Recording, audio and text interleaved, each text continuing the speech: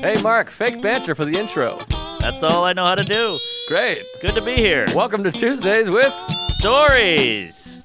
Hit her in the face with a surfboard. And then the duck fell out of his bag. Surf's up. And she didn't even flush. Knock, knock. Who's there? Mark Norman and Joe List. Yeah! This is Tuesdays with Stories, everybody. No, that's terrible. This is supposed to be cheesy. My radio is spitting at me.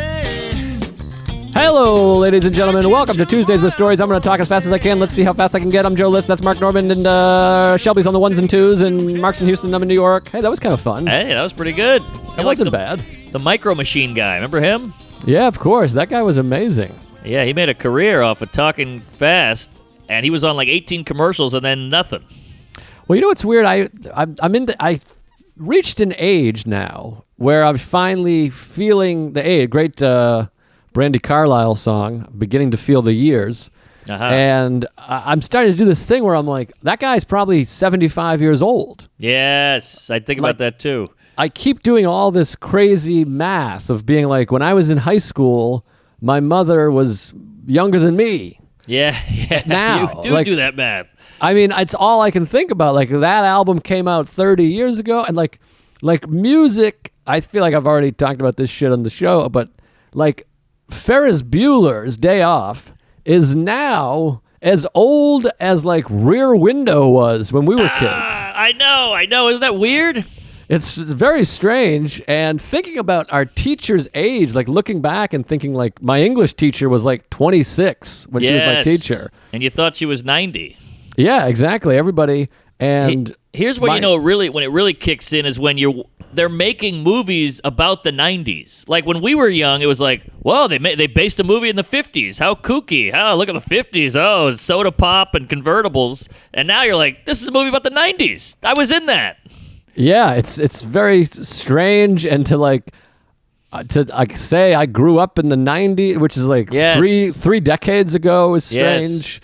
Yes. It's very bizarre. It makes you realize, like, hey, we think of this as our time, but you're just another bag of bones and thoughts and jizz, and you're going to die, and then the next group will die, and they're going to think they're hot shit, they're going to die, and it makes you realize we're all just a couple of lemmings on a gay conveyor belt. Well, this is our time, and those people had their time, and then we'll be dead. It's so strange. Life will just shuffle on. And this is like our time to be 38 or 36. Why couldn't you say 35 or 39? Right. Cool Hand Luke.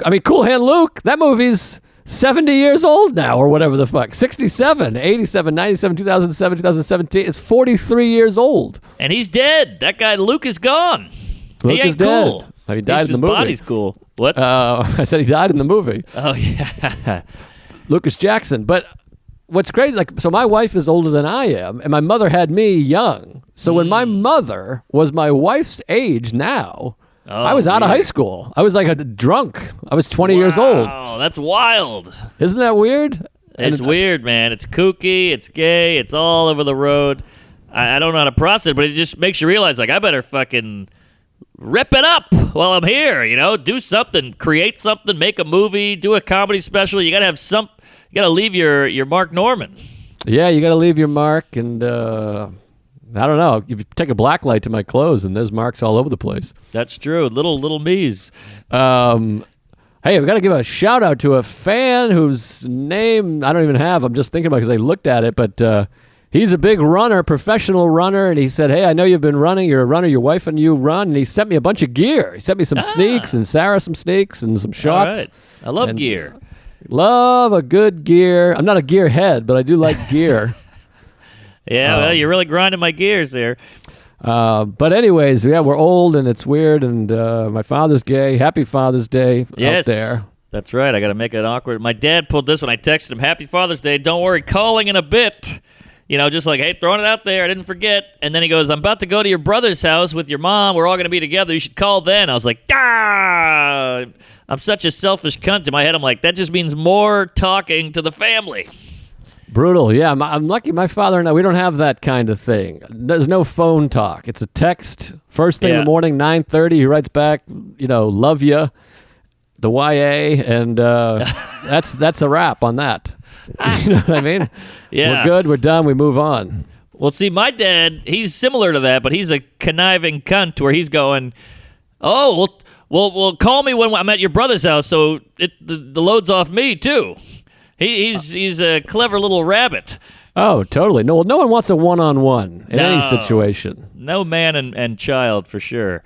No, there's about 3 people I'm okay one-on-one, and it's my wife, my priest, and my rabbi. And they all walk into a bar.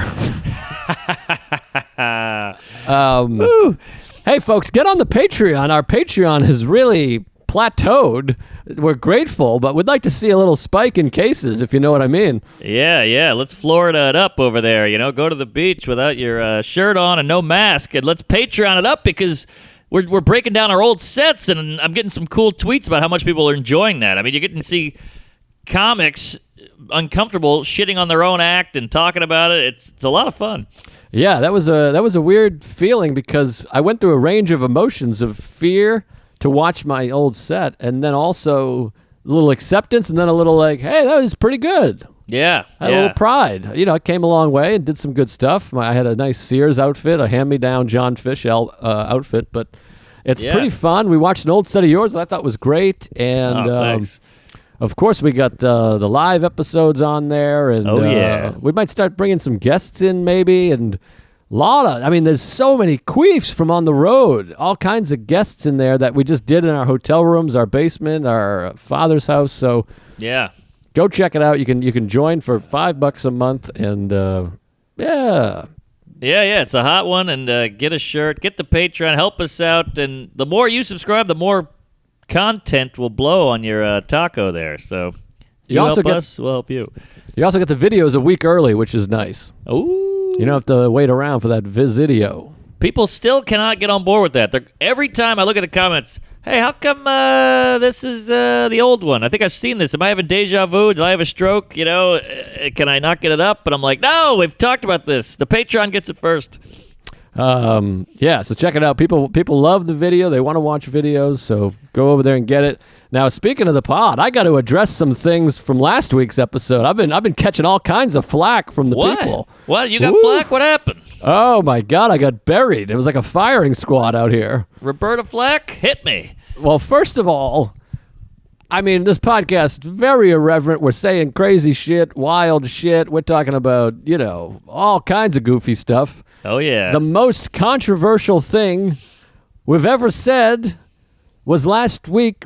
I said golden retrievers are dumb. I'm getting tweets. People showed up at my house. I got a Molotov cocktail thrown up my asshole. There's a brick through my window. They are the dumbest dogs. I think it's a fact. No. Come on. They're the 4th smartest dog. They're known for this. You're fucked now. You're gonna get this shit. Well, who's up? Who's number 1? Snoop? I thought Poodle. Well, first of all, let me just explain myself. I had to send out a tweet because I hired a PR person. Not to mention, by the way, we talked about the idea of fucking a dog for 25 minutes. 3 people were upset about that. Don't fuck a puppy. That'll get you in real trouble. Well, let me just say, that was another thing. People were like, you're disgusting. A couple people. And I'm like, I didn't fuck a dog. I don't want to fuck a dog. It's a comedy show. Yeah. I was just making a point that if you pet a dog, they really just lay back and, spice it up. Yeah, dogs are creeps. They really just, it just feels like the dog just loves you. Obviously no one's having sex with a dog. I can't believe I have to address that to the 2 people that were upset about that. But these golden retriever people, again, I know nothing about dogs. I know you got, 4 hoofs and some fur. A waggy tail, a floppy ear. They lick their own genitals. Some don't even have a tail. Some they cut the tail off. What's up with that? It's a nub. It freaks me out. I don't know what is up with that. Maybe because it covers their asshole and they shit into their tail? Oh, maybe. But it tries to wag sometimes and it's all wonky. His butt's moving and there's nothing wiggling there. It looks like a Lorena Bobbitt thing where you're like, that should be a movement. It looks like... Remember Shallow Hal? Did you ever see that movie? Yes, the tail. He's got the little tail there. By the way, what a drop-off for Alexander. I like Shallow Hal and I like the Fairley Brothers, but it was like He's the king of Seinfeld, George Costanza, and then he can't get a gig. His TV show gets canceled, whatever, Bob Patterson, and then he has to become the creepy tail friend. But that's the best thing he's done since Seinfeld, though. Well, maybe Curb. Oh, yeah, he was pretty great on Curb. But no, I hear you. Isn't that scary? Yeah, I mean, that's the way it goes. But Julia Louis-Dreyfus. That's scary, but the alternative, even scarier, never doing anything good. True. Yes. Most people never even get one hit. Wonder. But any jizz, where was I going there? Where did I start? Oh, the dog fucking The a poodle, dog. smart Oh. poodle, anal, So, dingleberry. I don't know nothing about a dog. I was dog sitting for a dog owner. Now, this guy owns a dog. He's owned a Sure. series of dogs, and he's the one that gave me the info. And this happens a lot. People give you info, and you go, oh, that must be, I don't know anything about this. They know stuff about this. They must be right. And then you go spread that seed everywhere, and eventually someone's like, that dog don't hunt. That's not correct. Right. So he kept telling me that a poodle, the golden doodle's a mix of a poodle, which is very smart, and a golden retriever, which is very dumb. I heard this thing 9 times from him. So I'm tweeting and emailing and sending out letters saying golden retrievers are dumb. Well, I mean, I never got more flack in my whole life. Well, they're a beloved dog. They're the star of every sitcom family, the Frisbee catch in the mouth. We all love a golden, but here's the bigger picture here. This is very interesting. So you got a dog guy telling you all these dog facts, and you don't know anything about dogs, so you just go with it. It's almost like you got a racist dad, and he's saying these people are dumb, these people are lower, and you're just a young buck. He doesn't know anything, and you're just absorbing it. Learned behavior, yes. Yes, learned. So that's what I'm saying. I'm saying go talk to this fella. He's got the bad info.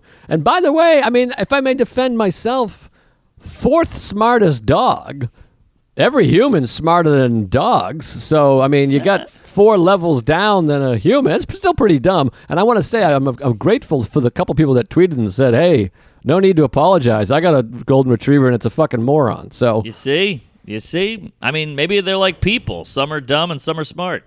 But I'm sorry to everybody I offended. Golden retrievers are very smart. They read books and they vote Democrat. Whatever it is that makes something smart, they do it. So They're vegan, pro-choice. Yeah, I get it. But what's number 1? Did we look it up? Call in if you know. Shelby, could you give that a Google? Maybe text us or something if you're not too busy on the other line there. Shelby is not on the horn, but he's available to us. Yes. So, feel free to text. Number think 1 smart is Pooch. It's got to be Poodle, unless this guy Why has Poodle? really horrific.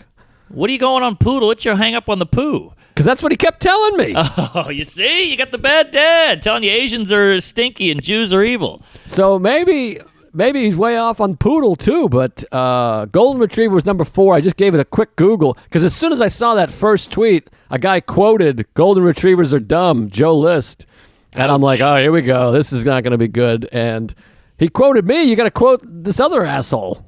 Wow. Wouldn't that be crazy if this is what ended you? Out of all the things we've said on here, the Golden Retriever thing got you canceled. Oh, here it is. Shelby's coming through big.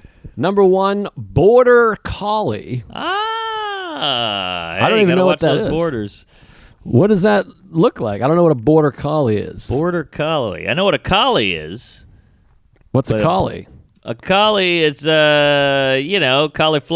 It's like, it looks like a Golden Retriever, but it's a little beefier, and the hair isn't as wispy. It's hard to explain a dog's look. Now, there's Border Collie and there's Border Textie. Texty. Yeah, call, text. Oh, I see. I'll kill myself after. Number 2 is Poodle. Oh, okay. You were right on with the pood. So Poodle's up there. Number 3, of course, they're known. You. They're known for their engineering, the German Shepherd. Germans are good. They've had some bad ideas, but, They're efficient people. They get shit done. And I assume that the list that Shelby sent, that ends with those 3, Border Collie, Poodle, German Shepherd. And from what I saw, number 4 is Golden Retriever. And here's a photo of the thing we just were talking about. I don't know if you can see that there on the video. Which That's one's one that, of a them. collie? That's the collie. Oh, I was way off. All right. I thought your description fit. Oh, all right. I'll take it. I don't know. Yes. I mean, I wasn't listening, but it seemed good. You fit the description. That's what I say. So, my apologies. Now I want to know what the dumbest dog is. Like, what's the big fucking idiot dog? Probably a Boston Terrier. No offense to my people. Oh, yeah. I don't know. That dog's just like, yeah, homo. good. Yeah, he just like, he goes to the gay pride parade and yells at him, barks at him. He's I like, don't "You're know. fucking queer." Yeah. Well, I don't know. I had a dog when I was a kid, and it was the same dog from Wizard of Oz. Oh, a Toto dog. A Toto, and I had the same hair. So my dad, it was a black-haired dog, and I was a black-haired douche. And my dad called me Toto for a while. Then the dog got eaten by ants. Come on. Well, not eaten, but it died from an ant pile. An ant pile? What? First of all, you sounded like Bob Seger for a minute. It was a black-haired dog, and I was a black-haired man. Yeah. So wait, all right, give me this ant story, because this sounds a little fishy. Well, I lived in a rough section of NOLA, and this dog was not cut out for my hood. And he was sheltered, and literally sheltered. And we picked him up, and he was cute, and he was little, and he was a nice little guy. He didn't have a bad bone in him. And one day he went out and started digging through an ant pile because it's a big pile of dirt. It's fun, and he starts rolling. It's a hill. He died on that hill. And he's rolling around like a chinchilla because it's all fun dirt. And he didn't realize he's getting all these ants on him. And these are, black ants. So they didn't hold back, and they bit the hell out of him. And it bit him so much he died. Like, but did he die? Did he get, like, poisoned and he was sick? And then you went to the vet and they were like, he's got ant bites?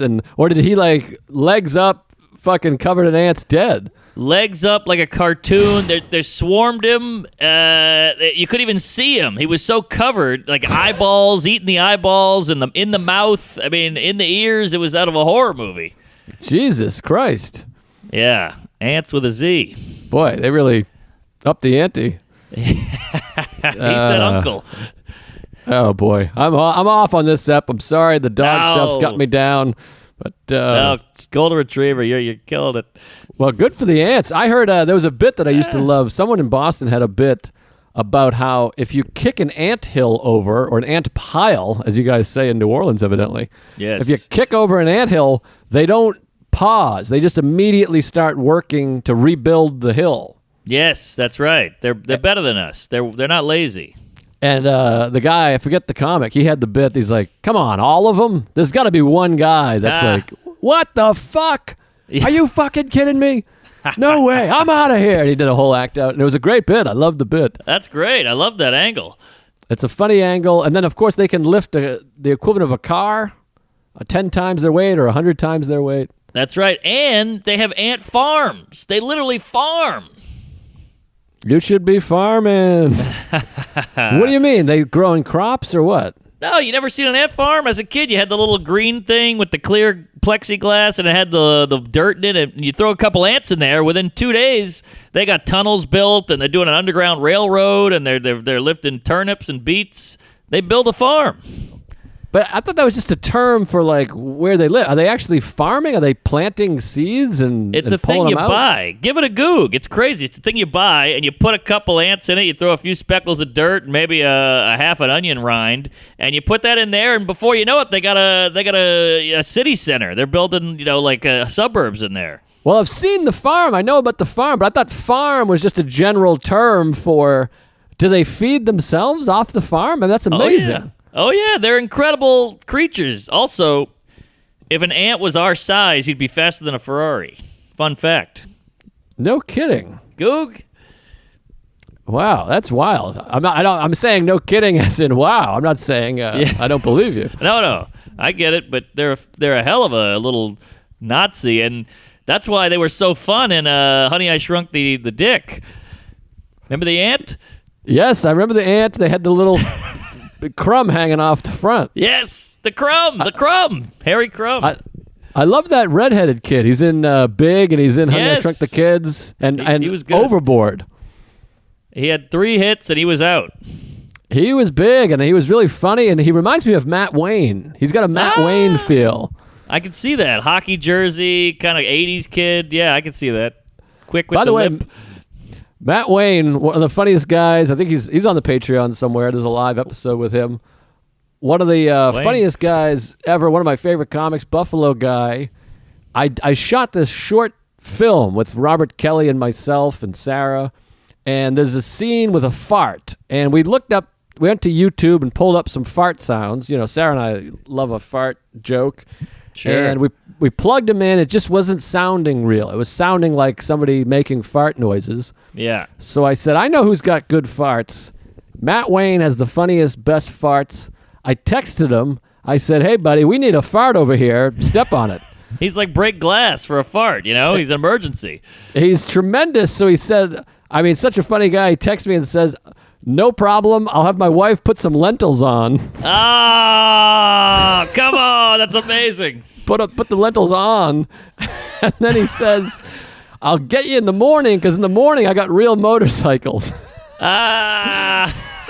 Vroom, vroom. I mean, this guy is just a natural, the funniest guy I ever met. I mean, he's up there with my Uncle Brian and Derek, this guy. Yeah. So next morning I wake up, you know, I hear the cock-a-doodle-doo, the sun is rising. I already got 3 sound files on my phone, and they're labeled like dud, long one, classic. I can't remember what he labeled them.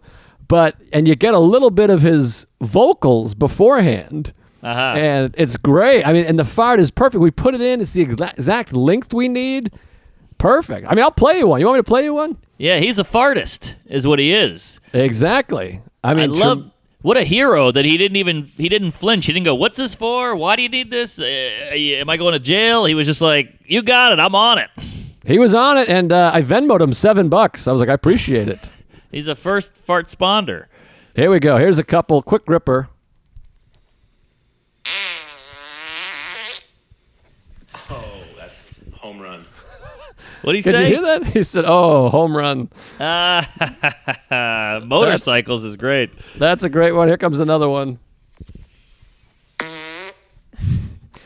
That one's good. And then here's a real long one. Get ready, folks.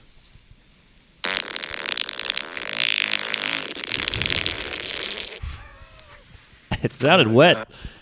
Woo! All right. Anyways, that's enough of that. I'll probably get shit for that. People will like grow up, you losers. But Yeah, it just goes to show you. So I'm in Houston right now, and you know I'm rusty. I'm gay. I'm working on an act here, and the clock. There's a big clock on the wall there, and that clock is ticking, baby. I mean, you think, oh, I've probably done about 28, 29. You look at the clock, you've done 7. oof. You know that feeling. Certainly. And so I'm just reaching here. I'm grabbing sticks and twigs and berries from any area I can, and I'm trying to pull something out of my ass, and it's all put together with gum and tape. And so I'm doing pretty well. I'm cooking, but I'm getting real dirty. And because don't you find you go hacky and you go dirty and you add a lot of fucks when you got nothing? Of course. That's why hacks are hacks. Right. They have so nothing. I had nothing, so I had like 18 minutes to go with 0 material left. 0. I've got 3 sheets of paper on the stool. I'm going, I got nothing. I'm reading a laundry list here. I'm panicking. And this lady yells out, you're so fucking lazy. What? And I was like, oh, geez, here we go. So now part of me is like, well, this is bad. This lady's pissed. She's mad. She's obviously yelling. But now I got something to go off of. That's nice. It's a nice little gift. But why'd she call you lazy? What is that? Well, I mean, in her defense, I got 12 papers out. I got Post-it notes. I got a whiteboard up there. I'm reading, you know, the daily news, just trying to pull any kind of material out. And it turns out I did some porn jokes. I think she dabbled in porn, and that hit a nerve. Oh, interesting. Well, first of all, let me just say, to me, that sounds like the opposite of lazy. That's what I said. You're working. You got notes and a thing. Lazy would be if you were just sitting there with nothing. Right. And the beauty of it, I was doing pretty well, and I kind of had the audience with me like, sorry, folks, I'm working this out. And they were all like, you got it. Keep going. So they were cool. And so I had them on my side at least. So when she yelled, they all turned on her.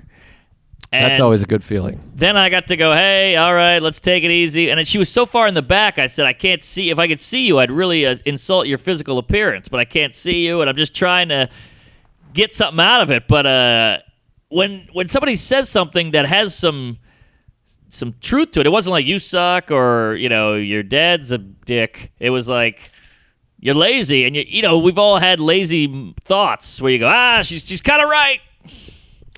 Yeah, I mean, I don't know that anybody that's ever met you would describe you as lazy. That seems insane, but I think this lady's crazy. Maybe she said crazy. It sounded like lazy. No, it was pretty clear, and she wasn't Asian, so that didn't happen. But it was weird, and it's the toughest thing about comedy because you just put out a special. I think you already have a ton of material, or you're about to put out a special. You have a bunch of material in the backlog, though, right? Yeah, I got a nice chunk. Yeah. So you could headline with new material. Pretty much. I mean, I did 1 week after I shot, and I did like 15 of the stuff from the special, and then I got about 30 or so. Okay, so 35. I didn't prepare. You're the grasshopper. You're the spider. I'm the grasshopper. Who's the one who saved all the nuts? I don't even know what you're referencing. This is an Aesop's anal. It's one of those old wives' tales. There's the grasshopper and the Nazi or somebody, and the Nazi saved a bunch of nuts, and the grasshopper said, "Hey, have fun with that, dickless. I'm going to the beach." Oh, and I don't know. Then the winter came, and the grasshopper starved to death. The only grasshopper story I know is when the grasshopper walks into the bar, and the bartender says, "We have a drink named after you," and the grasshopper says, "You have a drink named Dennis?" Nice. I mean, that's one of my favorites of all time. That's a classic. Yeah. Also, the ninjas say grasshopper. They go, "Hello, grasshopper," like to the new guys. Oh yeah, it strikes me you don't hear much about ninjas anymore. Well, that means they're doing a good job, I think. Like, when's the last time you heard a ninja movie? I mean, Teenage Mutant Ninja Turtles has been remade, but like there hasn't been a ninja film or TV show in quite a while. Yeah, you're right. I think it's kind of, I don't know, it's too close to the N-word. People are avoiding it. I don't know. It's ninjas out. You're right. There was like Power Rangers, Ninja Turtles, and it's all kids with ninjas. There was 3 Ninjas. Remember that movie? Oh, yeah, the 3 Ninjas. And then there was Beverly Hills Ninja. Ah, yeah, Chris Farley. This is all 90s. Yeah, you're right. Ninjas are out. We should get back on the ninja scene. Yeah, Crazy Rich Asians. Did that have a ninja? Well, I guess you had Kill Bill, but that was more kung fu-y. I don't know. And even that was almost 20 years ago. Yikes, here we go with the years. I know. I think about it all the time. That was 17 years ago. Or so 16. the way you look at the 70s is how my dad looked at the 30s. Isn't that insane? My dad was born in 47. Wait, what? You were born in the 80s. 37? My dad's born in 47. 47? Yeah, sorry. Did I say 30? Maybe you did say. I don't know. I can't remember. Okay, so he was born in 47. So he's 10 years older than my dad. So the decade before he was born was the 30s, and the decade before we were born was the 70s. It's insane. Like that, the 30s was like the Depression and tenement buildings and horse-drawn carriages and ladies with a big mole and a mustache stirring a pot and the clotheslines and shit. That's insane. I mean, that's the stuff like we talk. Not to get whatever, but all this stuff going on with Black Lives Matter and everything. You think about it, it's like this is only a couple generations away from slavery. Yes, as Louis would say, it's 2 old ladies dying back to back. Right. Yeah. Wow. It's wild. Crazy to think like your great-grandfather is involved in like the 1830s. I know. It's insane. I'm like, and you just want to tell the guy like you got no idea what's coming. Like the internet, TV, porn. It's going to be wild. And people were happier. I was just reading a thing about gratitude and like putting yourself in your like great-grandparents, your forefathers or whatever, your ancestors is the word, put them in their position, like to think about what that must have been like. No windows. You had no window. Things could just fly in. The weather would just come in. Yes. No central heating. You'd have to have a fireplace and like gather around it. No TV, no radio, no internet, no lights, no electricity, no AC. Totally. And that was life was all about.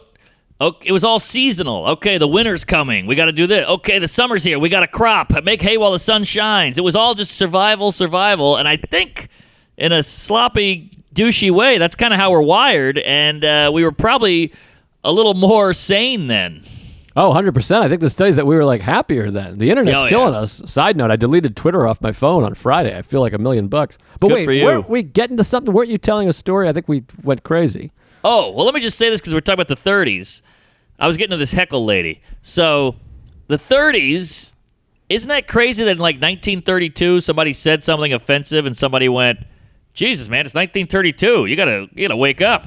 Like, we always do that. Like, hey, it's 2020. Are you still doing this shit? But they did that back then. Like, the year is just the year. It's an arbitrary bullshit number. We're just humans who happen to be alive now.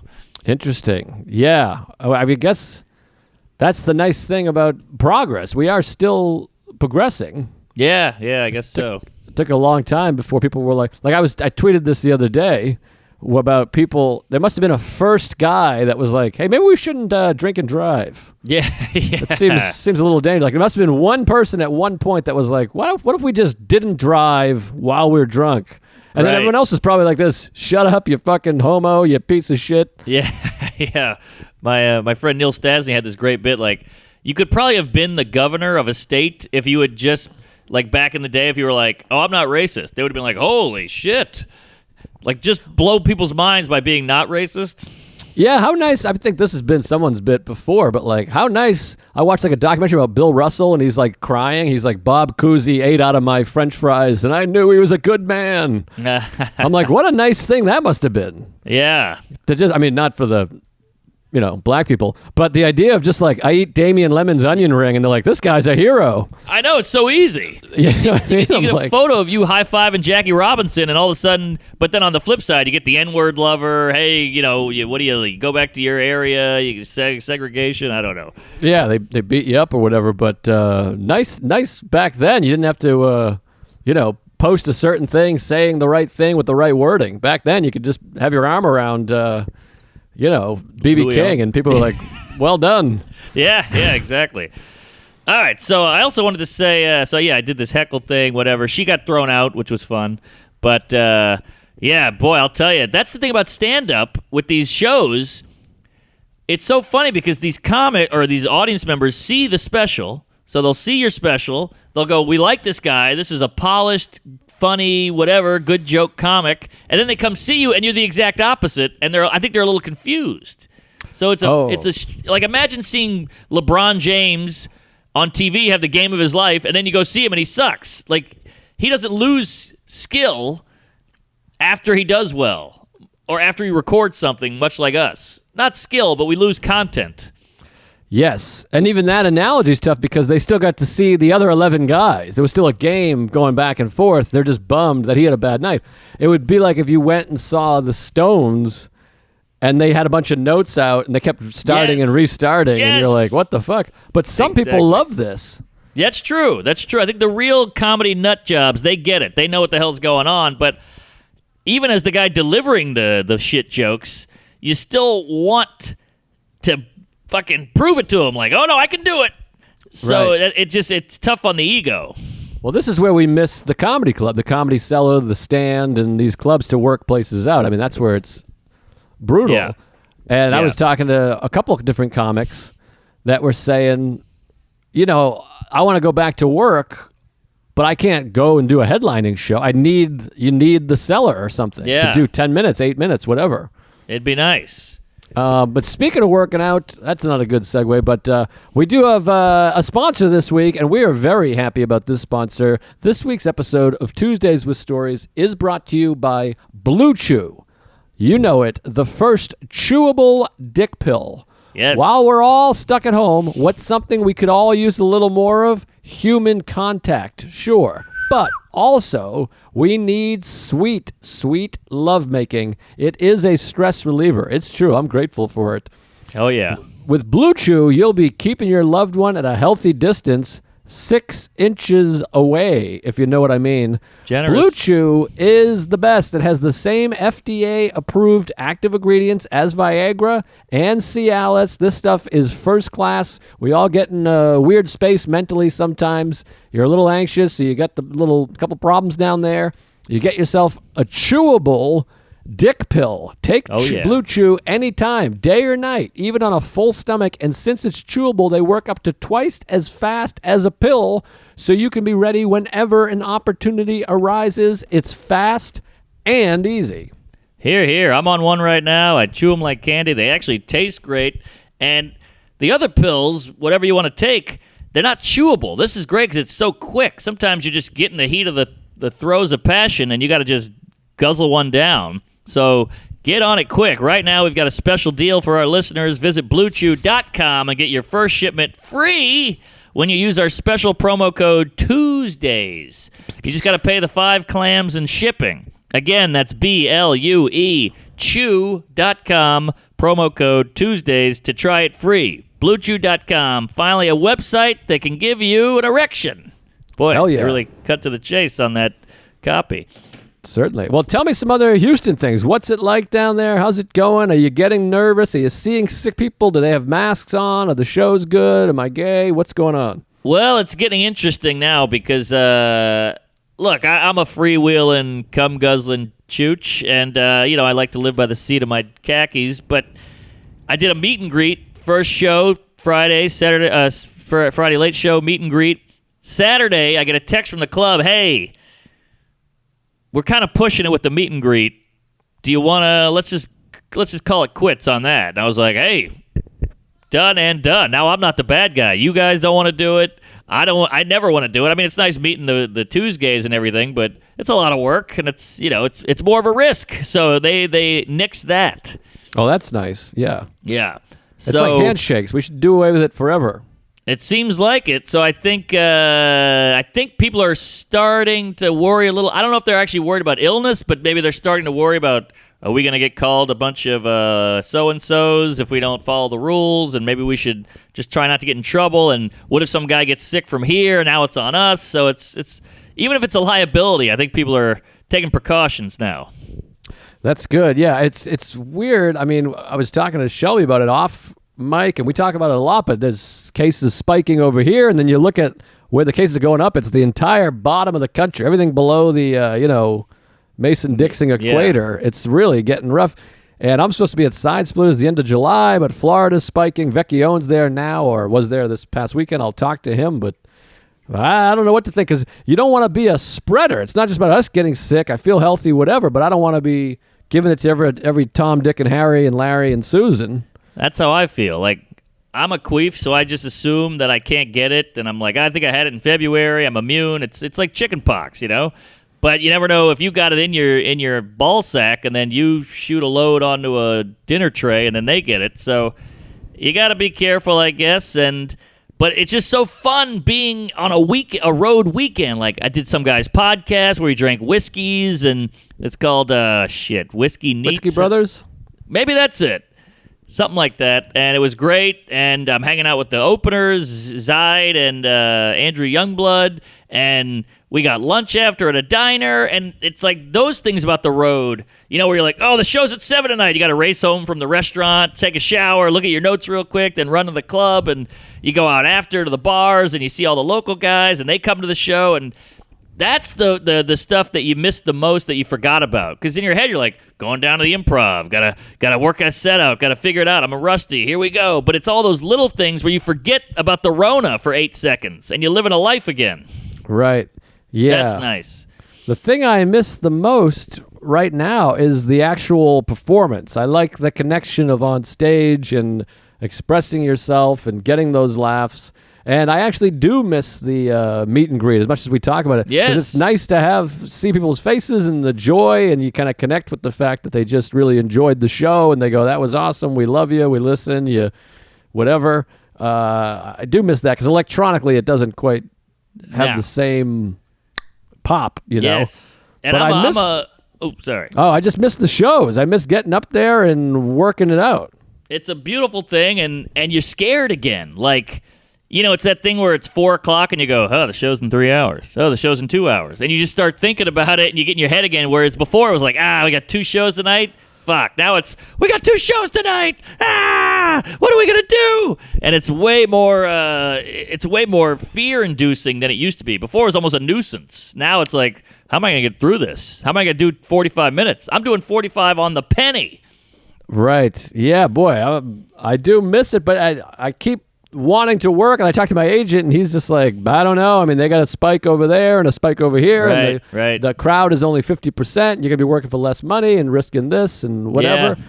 But it's like you said, I got comics from all over texting. Are you going back to work? I don't know. Are you going back to work? And it's funny how insecure all these comics are. Comics in their 50s are just like, what are you doing? Should I do what you do? And yeah, that's how we check. We all check in with each other, and yeah, it's nice to be here. I will say the plane. Don't freak out about the plane. The plane is the best part. Like, there's no one on there. You got your mask on. The stewardess has got the mask on. The guy in the other row's got a mask on, and it's recycled air. But I think it's all right. Yeah, I read a thing that said flying is not as bad as people think because they clean the fuck out of everything, and then they said just leave your vent on, your overhead vent, the whole time because it's blowing tits on your ass. Sure. So. Call. Yeah, it said leave that on, wipe everything down if you have to, but they also say it doesn't live on surfaces, so I don't know what the fuck, but I did hear that planes aren't quite as dangerous as we think. Leave your mask on, leave your vent on. Yes, and boobly-boo. So here's something I wanted to bring up to you. I don't know if you've ever done this, but I forgot to say I went to Cape Cod with the lady, and we got pretty bored out there, and her dad's like this, nice, dad type dude. He's got high jeans on and a couple of penny loafers, and he goes, "You ever play golf?" And I go, I don't know how to play. I play putt-putt. And he goes, "We should go hit a few balls at the driving range." And I was like, I've never held a golf club in my life unless I was swinging at a intruder or something. And he was like, "Well, I'll teach you." And it was, whenever somebody offers you some crazy thing, my first instinct is to go, "No, thank you. That sounds like work. I'm good." But I just had this queef up my dick hole, and I was like, fuck it, let's go.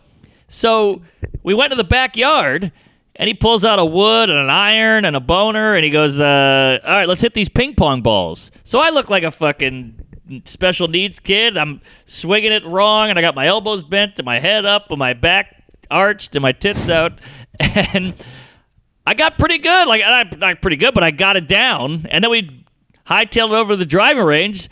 Had a blast. I mean, I'm hitting these things off into creation, and I hit a pond, and I hit a kid, and it was great. Oh, well, first of all, driving range, when I was a teenager, that's all we ever did. I mean, that was like one of the main things. I mean, I grew up in the suburbs, and that was like one of 3 things you could do. And a lot of the driving ranges were also batting cages. So you'd hit the driving range, and then you'd go to the batting cage. Or you'd go to the batting cage, you'd go to the driving range. And what's funny is I never thought this was weird. I went to the driving range for years before I ever golfed. People were like, "Yo, you golf?" And I'm like, "No, I just go to the driving range." People thought that was crazy, but I always thought a driving range is like its own standalone activity. Totally. The golf is a commitment. It takes hours. You're on a trail. You get lost. You're in a cart. You got it's competitive. I'm losing. I'm hitting the ball into the woods and the water, and then you're losing your ball. Yes. Whereas a driving range, you're just hitting the balls everywhere. Right. But, driving range was a thing we'd do a couple times a week back when I was a teen. But, golfing's like the funnest. I fucking love golf. I'm a golf guy. So fun. And, I always thought, because I'm from the inner city, so golfing to me was like khaki pants, polo shirt, saddle shoes, and some guy named Phil Mickelson or whoever the fuck, with a sweater vest on. So I always put it over there. And then you show up to the driving range, everybody's got a beer in their hand. It's a bunch of guys in shorts, and it was free and easy and fun. Not free, but like you're free to roam, right to roam. And you can buy a bucket of balls, have a couple beer. It was the best day of my life. No, it's a great activity. Yeah, people have that weird thing about golf. Like that's professional golfers. Right. It would be like if you were like, "Hey, we're getting the gang together. We're gonna play football." And you were like, "Oh, I got to get a helmet and knee pads and, get a tattoo. And we're going to get 60,000 people together." Like, you're like, "No, we're going to play fucking flag football," whatever the fuck. Yeah. But, no, golf is like the funnest. You smoke a cigar, a bat, and, I used to get hammered out there. Drive those carts around. You do weird shit. You do a wheelie. I mean, my Uncle Dale and I have flipped golf carts and shit. It was fun. Oh, that's a great time, and it's so laid back. Like, you hit a few balls, you sit on the bench, you watch your friend hit a few balls, and I'm taking photos of them and everything. It was awesome. I'm going to try to do that at Chelsea Piers when that opens. Yeah, I mean, it costs $1 million. A fun place to golf is in L.A., the Los Feliz Swingers golf course. It costs like $9. Oh, yeah. It's a little 9-hole pitch and putt. It's amazing. I go every single time I go there. Can you drive them, or is it all pitch and putt? It's all pitch and putt. That's why they call it a pitch Okay. and putt. All right, but I want that range. Well, that's fun also. I'm just saying, next time you're in L.A., you want to golf, boom. It takes I'm an down. hour and a half and costs you $10. But no, golfing's the best. When I was drinking, though, I was like, by the 11th hole, you're like, fuck this. Right. That's the only golf problem. You get tired, and you're like, fuck, I don't want to golf anymore. I just want to smoke a cigar and booze. Well, they say you're walking like 7 miles. It's like Jesus or Moses through the desert. It's just hot. You know, you're on your feet the whole time. You got a bag on your back, unless you know a black guy. It's brutal. Oh, only an asshole fucking walks when he golfs, though. Oh, You really? get the cart. All right, you got to get the You car. bump into those walking guys, you're like, what do you think, you're better than me? Fuck you. I mean, I hate the walkers. No one likes the walkers. They take forever. White Walkers. And the funnest part is the driving. You try to scoop a guy up, you got to jump on the car as you whiz by, you hit the other guy, then you loosen the strap on the back so when they pull away, the golf clubs spill out. Classic move. This is great. Yeah, golfing's the funnest. So fun. I'm into it, and I put a story of me swinging on Instagram, and I got 8,000. You fucking suck. Kill yourself, boy. That's the worst form I've ever seen. What do you got? Scoliosis? You chooch. Oh yeah, everyone wants to tell you how you can't do anything without everyone telling you what to do. It's why I'm trying to get away from this social media. It's destroying our skulls. Yes. So you mentioned getting shithoused on the course. So I don't know what got into me, but I think it's the quarantine and the time alone and the gayness. But Ari Shafir hits me up on Thursday. So I'm leaving Houston on Friday morning to go to Houston, the whole thing. Ari Shafir hits me up at noon on Thursday and goes, I got nothing to do today. What are you doing? I said, I got nothing. I'm leaving for Houston tomorrow in the morning. He goes, let's get a drink. And I go, fuck it, it's noon. The sun's out. He's Jewish. Let's do it. So I meet him in the village, the East Village. We go buy a margarita. We're walking around. One of the great things about the pandemic, very lax on open container in this town. Oh yeah, the rules have changed out here. They don't give a shit. And so one margarita, now we get two. Now we're on our third. We walk into some garden. You know, there's those weird gardens in the East Village that, like, are they public? Are they private? I don't know. Yes. So we walk into some garden. Now we're just talking comedy. We're screaming like, you fucking like that guy? That guy sucks. You know, going back and forth. And some guy, like this hippy-dippy guy, is like, hey, you guys want to chill the fuck out? Like, this is a Zen garden, and you guys are saying, slurs over here. And we're like, oh, sorry. And then he goes, well, while you're here, can you help me rearrange the garden? What? So we're kind of like, but you know, Ari's half in the bag, and he's 98 years old, and he's like, I would love to do that. I haven't gotten any exercise, and he's all into stupid, weird shit, and he's open-minded. So now we're moving barrels and rolling over buckets and replanting. We got our hands dirty. Oh wow, that sounds great. It was all right, but it was one of those, can we leave now? And so finally we leave. We hit more bars, more benches, more walking, more talking. And he calls DeRosa. DeRosa goes, come over. So now we go to DeRosa's house in the village, and he's got booze over there. And we go at it with DeRosa. Now, before I know it, it's like 2 a.m. I got a flight at 8. Jesus. It was like the old days, and I realized like how reckless we used to be. And I was like, what am I doing here? And I got back home, and the lady's like, what the hell's going on? You reek of, you smell like whiskey and this and that. And I was like, it's tequila. And then that alarm just, beep, beep, beep, beep, beep, beep. You get 2 seconds of sleep. You get on the flight. Brutal flight. Brutal. Oof. Was it full or just quiet? What are we talking? Well, here, I pulled a list. Uh-oh. So I'm hungover. I'm in the Uber on the way to LaGuardia. And I'm going, let me check the app. My vision's blurry. I'm shitting blood. And I go, all right, I'm in seat 22B. Let me see what happens if I push seat 11A, which is comfort. Mm-hmm. It says no problem, $0. All right. Nice. So I go, I crank up to 11A. I get through security. There's no line. It's a breeze over there at the airport now. And I get to my seat, nice aisle seat. I got a lady on the window, nice middle seat open. The whole back of the plane is pretty empty. And then this guy's coming down, big fat guy, like a Michael Moore, John Goodman, Ralphie May motherfucker. And I'm like, oh, shit. and he walks right by me. Woo! But then here comes Batembe Batumbo.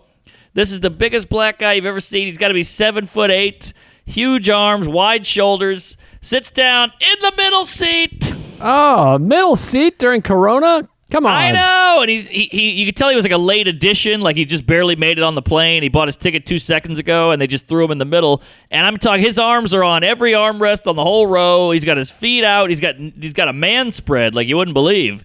And I'm like, what the fuck? And I look in the back of the plane. There's nobody there. So I go, I'm just gonna sit in the back. And I get up and sit in another seat, and the stewardess goes, you can't do that for some reason with Corona. And I was like, well, what's the difference? There's nobody here. She was like, yeah, you can't do it. So I had to sit next to this guy for 4 hours. It was the longest flight of my life.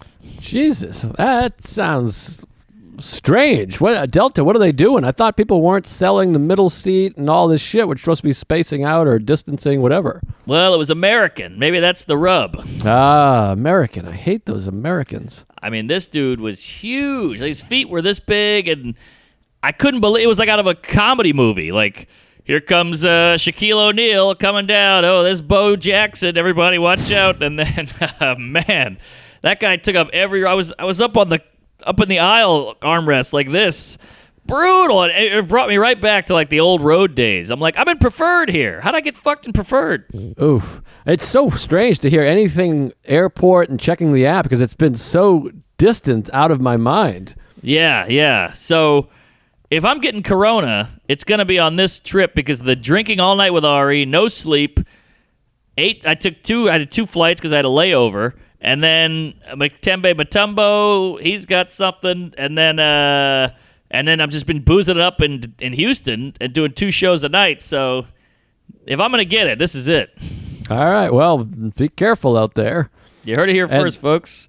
And it's so weird about Ari because Ari and Bob Kelly and Sarah and I are going camping tomorrow. What? And he's giving me all this shit. He's like nervous. He's like a different guy. He's like, I don't know if I want to rent a car. I don't know how we're going to get up there. I don't want to get in an Uber.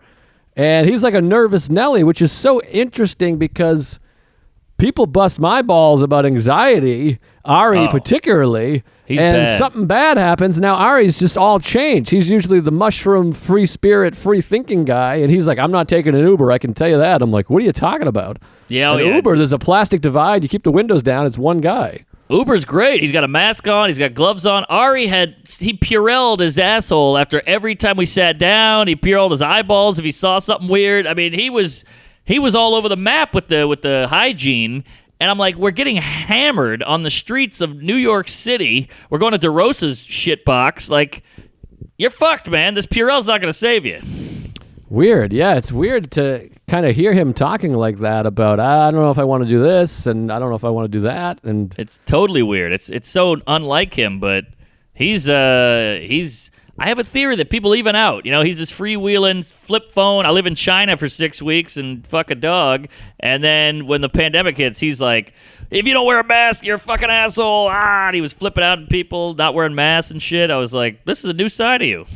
Yeah, interesting. And it's funny because I feel like I've zenned out during this. Like, I'm an anxious guy. I'm paranoid about this, and I got hypochondria.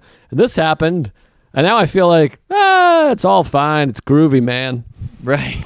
So the crisis is treating me well.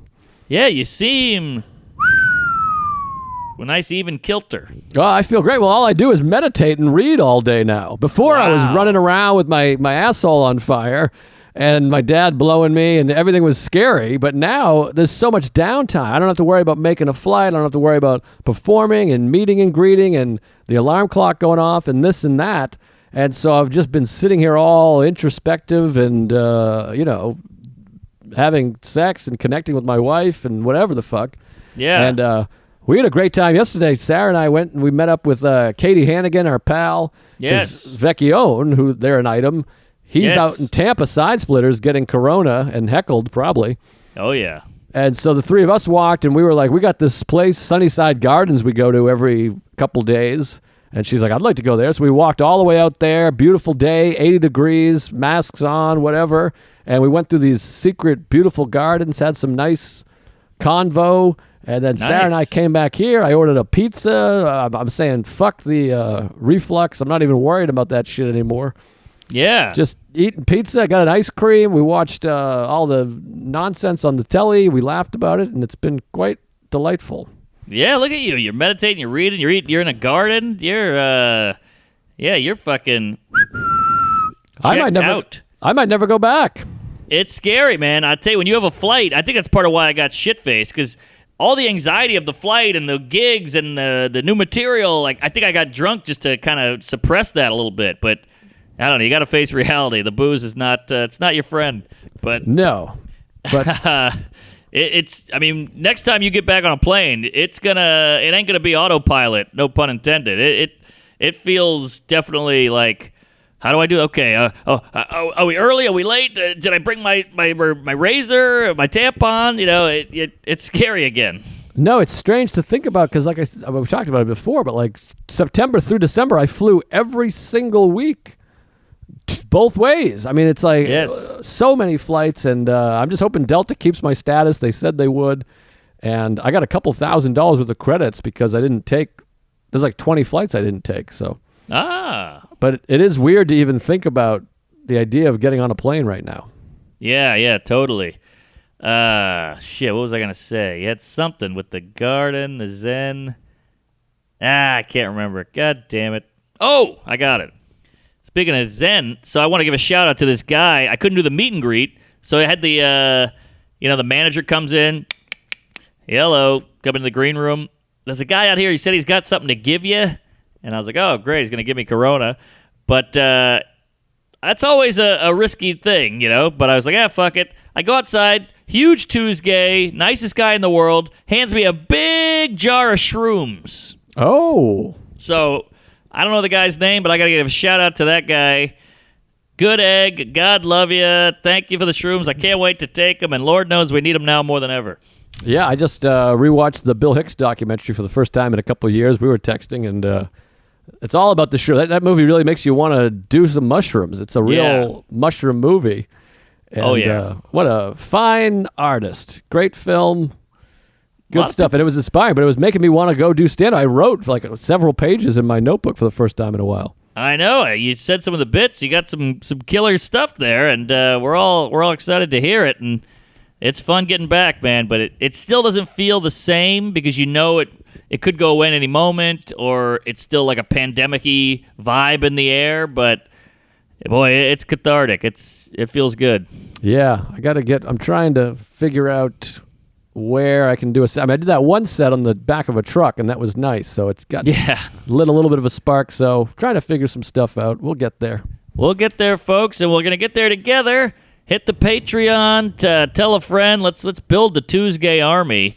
We love you. We need you. And get a shirt and tell a friend and queef it up. Yeah, get some merch. Check out the merch, and hit the Patreon because there's a lot of great stuff on there that you might be missing out on. Live episodes, the first 177 episodes. We're breaking down sets. You get the video early. A lot of stuff, and you can join for $4 or $5, $10, whatever you want. So go do that, please. Yes. Here. Be queer and fuck a steer. Yeah, steers and queers, and we're all out of queer, whatever that line is. But all right, well, and stay safe, everybody. You know, be safe, do what you do, make your choices, live your life, be nice, be kind, please rewind, and thanks for listening. We love you. Yeah, take care, comb your hair. Praise Allah. I'll see you, buddy. Farts, tits, see you later. Georgia saying cut it. Got it.